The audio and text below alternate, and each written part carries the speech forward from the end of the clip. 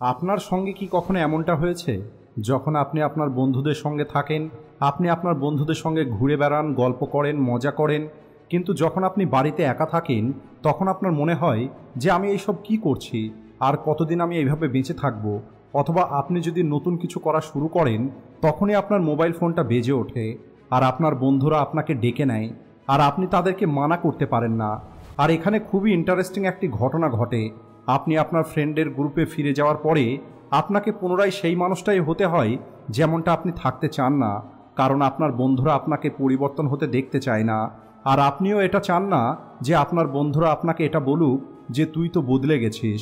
আর এভাবেই আপনার ফ্রেন্ড গ্রুপটাই আপনার লাইফের গ্রোথের পথে সবথেকে বড় বাধা হয়ে দাঁড়ায়। চলুন আরও কিছু কথা আমি আপনাদেরকে বলি। যদি এই সব কিছু আপনার সঙ্গে হচ্ছে তাহলে খুব দ্রুত আপনাকে আপনার এই ফ্রেন্ড গ্রুপটা ছেড়ে দিতে হবে। পয়েন্ট নাম্বার 1, আপনার ফ্রেন্ড গ্রুপের মধ্যে বেশিরভাগ সময় সেক্সেরই কথা হয়। কোনো একটি কথা যেখান থেকেই শুরু হোক না কেন, সবশেষে দেখা যায় সেই কথাটা সেখানেই আসে, হয় সেক্সের উপরে অথবা কোনো একটি মেয়ের উপরে। আর যখন এই সমস্ত কথা বলা শুরু হয় তখন সবাই ইন্টারেস্ট নেওয়া শুরু করে। আপনি কি জানেন এমনটা কেন হয়? এর কারণ হলো আমাদের ভিতরে একটি পশু আছে যে চায় যে এই সম্পর্কে কথা হোক, কারণ যত বেশি এই সম্পর্কে কথা হবে তত বেশি সম্ভাবনাটা বেড়ে যাবে যে আমাদের বডি সেটা পেয়ে যাবে যেটা আমাদের বডি পেতে চাইছে। আমরা সবাই জানি এই সমস্ত কথাগুলো আমাদের কোনো প্রয়োজনের নয়, তবুও এই সমস্ত কথাগুলো বলে আমরা কেবলমাত্র আনন্দ নেওয়ার চেষ্টা করি। আর এর ক্ষতিকর দিকটা হলো আমাদের গ্রুপে এমনও মানুষ থাকে যে এই সব কিছুর থেকে আলাদা রকমের কথা বলতে চায়, গুরুত্বপূর্ণ কিছু টপিকে কথা বলতে চায়। আর সে যখন কথা বলে তার কথাতে কেউ ইন্টারেস্ট দেখায় না, আর যখন কেউ ইন্টারেস্ট দেখাচ্ছে না তখন সে ওই টপিকে আর কথা বলতে চায় না। আর এখন সমস্ত গ্রুপের মাথায় ওই একটি কথাই চলতে থাকে, কেউ কোনো বড় কথাই বলতে পারে না। সবাই নিজের বডি এবং একটি মেয়ের বডি ছাড়া আর কিছুই চিন্তা করতে পারে না। আপনি একবার অ্যাভেঞ্জার্সদের কথাটা কল্পনা করে দেখুন। মনে করুন থ্যানোস আক্রমণ করার জন্য প্রস্তুতি নিচ্ছে, আর এদিকে অ্যাভেঞ্জার্সের সম্পূর্ণ টিম সেক্সের বিষয়ে আলোচনা করছে। ক্যাপ্টেন নাতাশার সম্পর্কে কথা বলছে যে সে কী রকমের। কেউ এই কথাটার উপরে মনোযোগ দিচ্ছে না যে এই পৃথিবীকে কি করে বাঁচাতে হবে। আর আমাদের গ্রুপের সবার অবস্থাটা একই রকমের, আমরা কিছুই পারি না, আমাদের সবার দুনিয়াটা একসঙ্গে নষ্ট হয়ে যাবে। কিন্তু এত বড় সমস্যার কথাটা ছেড়ে দিয়ে যে আমরা আমাদের জীবনকে কিভাবে বাঁচাবো সেটা না ভেবে আমরা সেক্স নিয়ে আলোচনা করি। না আমরা পড়াশোনাতে অতিরিক্ত ভালো, না আমরা খুব ভালো কোনো স্কিল জানি, না আমরা এখনো পর্যন্ত জীবনে কোনো বড় চ্যালেঞ্জের মোকাবেলা করেছি। পয়েন্ট নাম্বার 2, যদি আপনি আপনার কোনো বন্ধুকে একটি নতুন অপরচুনিটি সম্পর্কে বলেন অথবা নতুন কোনো কিছু ট্রাই করার জন্য বলেন, তাহলে সে বলে এই সব কিছু করে কোনো কিছুই হয় না, এই সব কিছু অনেকেই করেছে, কেউ কোনো কিছুই করতে পারেনি। ফ্রেন্ড গ্রুপগুলো নিজেদের একটি গণ্ডি তৈরি করে রেখেছে। আর যদি আপনি এদের কাছে গিয়ে আলাদা কোনো কথা বলেন, আলাদা কিছু করার কথা বলেন, তাহলে এরা আপনাকে মিথ্যাবাদী মনে করবে, অথবা তারা আপনাকে বলবে এই সব কিছু করে কোনো লাভ হবে না। আর এই কথাটার পিছনের সাইকোলজিটাকে বোঝার চেষ্টা করুন। সে আপনাকে মানা করে না, বরং সে নিজেকে মানা করে। যদি এটা আমি না করতে পারি তাহলে এটা তুইও করিস না, কারণ যদি এটা তুই করা শুরু করে দিস তাহলে তখন আমার অনেক খারাপ লাগবে। আর যেহেতু আমি নিজেকে পরিবর্তন করতে চাই না, আর এই কারণে আমি তোকে বলে দিচ্ছি যে এই সমস্ত কাজ করে কোনো লাভ হবে না। পয়েন্ট নাম্বার 3, আপনার কাছে যদি এমন কোনো বন্ধু থাকে যে বন্ধু আপনার সামনাসামনি আপনার ভুলগুলোকে বলে দেয়, আপনার আসল চেহারাটাকে দেখিয়ে দেয়, তাহলে ওই বন্ধুগুলোই হলো আপনার আসল বন্ধু, যারা আপনার ভুলটা বলে দেয় যাতে আপনি সেটাকে ঠিক করতে পারেন।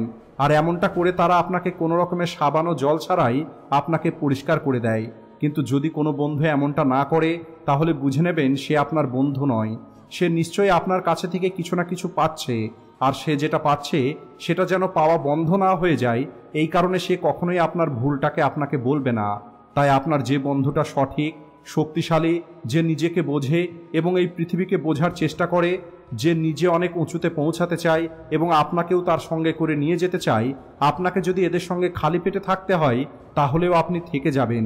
কিন্তু ওই মানুষের সঙ্গে আপনি কখনোই থাকবেন না যে আপনাকে ভালো কিছু তো খাওয়াবে কিন্তু আলটিমেটলি আপনাকে নিচে ফেলে দেবে। পয়েন্ট নাম্বার 4, এমন বন্ধু যারা কেবল একসঙ্গে মজা করতে চায়, আর সেটাও কোনো আসল মজা নয়, অনেক সস্তা মজা। এমন কিছু বন্ধুরা থাকে যারা বলে চল পাবজি খেলি, না হলে চল কিছু খেয়ে আসি। এই সব কিছু হলো অনেক সস্তা মজা, যেগুলো করার ফলে আপনার জীবনটা যেমন তেমনই থেকে যাবে, আমাদের ভিতরের দুঃখটা যেমন তেমনই থেকে যাবে। এই বন্ধুগুলো এই সস্তার মজার জন্য তো তৈরি থাকবে, কিন্তু এই বন্ধুগুলো জীবনের আসল মজাটা নেবার জন্য কখনোই তৈরি হবে না। এই বন্ধুগুলো কখনোই বলবে না যে চল একসঙ্গে গিয়ে জিমে ভর্তি হই আর 1 বছরের মধ্যে নিজের শরীরকে সম্পূর্ণরূপে পরিবর্তন করে ফেলবো। চল একসঙ্গে মিলে একটি ইউটিউব চ্যানেল তৈরি করি, আমি কন্টেন্ট তৈরি করা শিখছি, তুই এডিটিং করা শেখ। অথবা চল একসঙ্গে গিটার বাজানো শিখি। অথবা চল দেখি জিরো ইনভেস্টমেন্টে কি বিজনেস করা যেতে পারে, আর এরপরে সেখানে নিজের ব্রেন লাগাবো। চল এমন কিছু তৈরি করার চেষ্টা করি যার দ্বারা সমগ্র পৃথিবীর উপকার হবে। অথবা চল ইনস্টাগ্রামে একটি পেজ তৈরি করি যেখানে আমরা এই প্রকৃতি নিয়ে মানুষের মধ্যে অ্যাওয়ারনেস তৈরি করব।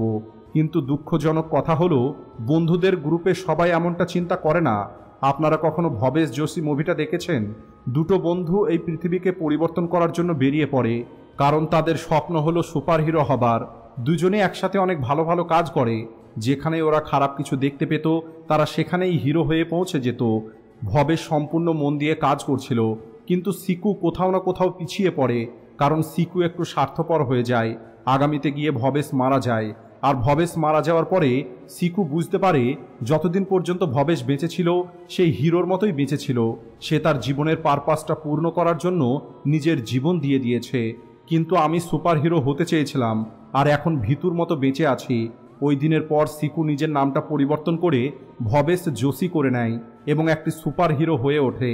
আসল বন্ধুত্ব ঠিক এমনই হয়, যা আপনাকে উপরের দিকে নিয়ে যাবে এবং আপনাকে আপনার লাইফের একটি রিয়েল পারপাসের সঙ্গে যুক্ত করবে। একবার ভেবে দেখুন, যেখানে আমাদের ফ্রেন্ড গ্রুপের চিন্তাধারাটা সেক্সের থেকে এগিয়ে যেতে পারে না, অন্যদিকে ওই ফ্রেন্ড গ্রুপের কথাটা চিন্তা করুন যেখানে এই কথা আলোচনা হতো যে দেশ স্বাধীনের লড়াইতে সবার আগে কে নিজের জীবন দেবে। ওই মানুষগুলো আমাদের থেকে কোনো আলাদা মানুষ ছিল না, তাদের বয়সও 18 থেকে 25 বছর ছিল, কিন্তু এদের মাইন্ডসেট ছিল অন্য রকমের। এই সমস্ত বন্ধুগুলো যখন একসঙ্গে চলতো তখন দেখেই বোঝা যেত যে সিংহের গ্রুপ আসছে। একে অপরের জন্য জীবন দেবার মতো বন্ধু তখনই তৈরি হবে যখন সবার জীবনের পারপাসটা একই রকমের হবে। পয়েন্ট নাম্বার 5, আপনি একা থাকবেন, কিন্তু ওই বন্ধুগুলোর সঙ্গে কখনোই থাকবেন না যাদেরকে এটা বললে আপনার বন্ধুত্ব আরও গভীর হয়ে যায় যে যদি বরবাদ হই তাহলে একসঙ্গেই হব, যদি ফেল হয়ে যায় তাহলে একসঙ্গেই হব, যদি নিচে পড়ে যায় তাহলে একসঙ্গেই পড়ব। এই যে বন্ধুত্বের একটি নোংরা ফিলোসফি, এটাই বলে যে আমরা কোনো কিছুই করব না, কেবল চিল করব, একসাথে বসে ফালতু গল্প করব। না আমি জীবনে এগিয়ে যাব, না কাউকে যেতে দেব, না আমি কিছু করব, না কাউকে করতে দেব। কিন্তু যে জায়গায় এখন আছি সেখান থেকে যদি পড়ে যাই একসাথে নিচে পড়ব। এমন বন্ধুগুলোর থেকে দূরে থাকবেন, কারণ নিচে পড়ে যেতে কেউ চায় না। এমন বন্ধুগুলোই সবার আগে আপনার হাত ছেড়ে দেবে। তাই এমন বন্ধুগুলোর সঙ্গে থাকার থেকে ভালো হলো আপনি একাই থাকুন। আর যেমনটা আমি আপনাদেরকে বললাম, দুটো ভালো বন্ধু তখনই হতে পারবে যখন তাদের জীবনের উদ্দেশ্যটা একই হবে। তাই ফালতু বন্ধুদের থেকে দূরে গিয়ে আপনার জীবনের পারপাসের উপরে মনোযোগ দিন, কাজের উপরে মনোযোগ দিন। কিছু সময়ের জন্য এই পৃথিবীর মানুষের চোখে থেকে গায়েব হয়ে যান আর নিজেকে সম্পূর্ণরূপে নিজের কাজে লাগিয়ে দিন। যখন আপনি আপনার সমস্ত খারাপ বন্ধুগুলোকে ছেড়ে দেবেন তখন আপনি স্বাধীনতা পেয়ে যাবেন নিজেকে পরিবর্তন করার। আর যখন আপনি সঠিক রাস্তায় চলা শুরু করবেন তখন যত নোংরা আপনার চারপাশে ছিল সেই সব কিছু অটোমেটিক আপনার থেকে দূরে চলে যাবে। আর তখন আপনি সেই সমস্ত মানুষগুলোকে পেতে শুরু করবেন যারা নিজেও জীবনে অনেক বড় কিছু করতে চায় এবং আপনাকেও সাহায্য করবে উঁচুতে পৌঁছাতে। এমনটা গুরুত্বপূর্ণ নয় যে আপনাকে এমন কোনো বন্ধু পেতে হবে যে ফিজিক্যালি সবসময় আপনার সঙ্গে থাকবে। এই পৃথিবীতে যে মানুষগুলো কোনো কিছু বুঝতে পেরেছে, কোনো কিছু জানতে পেরেছে, জীবনে কোনো কিছু অর্জন করেছে, তারা তাদের অভিজ্ঞতা দিয়ে বই লিখেছে। এর কারণ হলো যেখানে তারা ফিজিক্যালি উপস্থিত থাকতে পারবে না সেখানেও তারা এই বই হিসাবে আপনার সঙ্গে থাকবে। তাই আমাদের উচিত প্রত্যেকের বইয়ের সঙ্গে বন্ধুত্ব করা, আর সবশেষে আমাদের সেই বন্ধুগুলোকে বেছে নিতে হবে যারা সত্যিই বন্ধুত্ব করার যোগ্য। সবশেষে যদি ভিডিওটি ভালো লেগে থাকে তাহলে ভিডিওটিকে আপনি আপনার একটি বন্ধুর সঙ্গে অবশ্যই শেয়ার করবেন।